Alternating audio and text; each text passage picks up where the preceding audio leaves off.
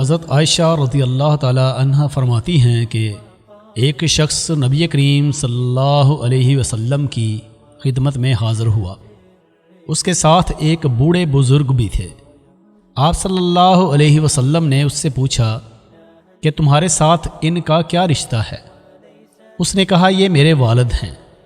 آپ صلی اللہ علیہ وسلم نے فرمایا بہت خوب، لیکن برخوردار ادب کا تقاضا یہ ہے کہ تم ان سے آگے آگے نہ چلو، بیٹھنے میں ان سے پہل نہ کرو، اور نہ ان کو ان کے نام سے پکارو، اور کوئی ایسا کام نہ کرو جس سے لوگ انہیں گالی دیں۔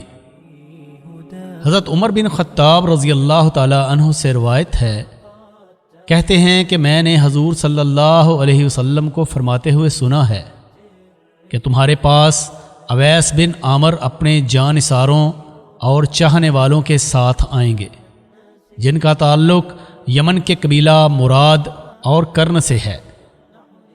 ان کو برس کی بیماری ہوگی جس سے وہ شفا یاب ہو جائیں گے، مگر ان کی بیماری ایک درہم کے بقدر باقی رہ جائے گی۔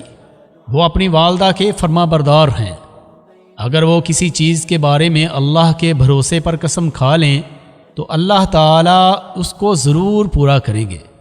اے عمر، اگر تم ان سے اپنی مغفرت کی دعا کرا سکو تو ضرور کرانا۔